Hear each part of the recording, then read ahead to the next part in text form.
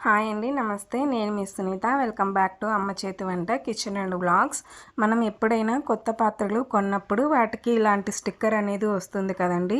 దీనిని రిమూవ్ చేయడానికి చాలామంది కష్టపడుతూ ఉంటారు. అలాగే స్క్రబ్బర్ తోటి గీరి గీరి తోముతూ ఉంటారు కదా, అప్పుడు ప్యాన్ కూడా పాడైపోతుంది. ఇలా గట్టిగా అతుక్కపోయి ఉంటుంది కదా.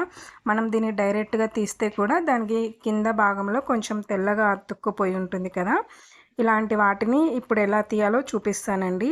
ఇప్పుడు స్టవ్ ఆన్ చేసి స్టవ్ మంటని లో ఫ్లేమ్లో పెట్టుకొని ప్యాన్ అనేది కొంచెం వేడవ్వనివ్వండి. వేడైన తర్వాత ఒక చాక్ కానీ స్పూన్ కానీ తీసుకొని ఇలా చిన్నగా నెమ్మదిగా తీస్తూ ఉంటే చూడండి ఎంత బాగా వస్తుందో కదా. అసలు ప్యాన్కి ఏమీ అంటుకోదండి, చాలా బాగా వస్తుంది. ప్యాన్ అనేది బాగా వేడై ఉండాలి మనం తీసుకున్న పాత్ర అనేది.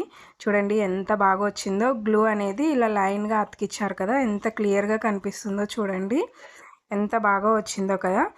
తర్వాత ఈ ప్యాన్ని మనం శుభ్రంగా తోముకొని వాడుకోవచ్చు అనమాట.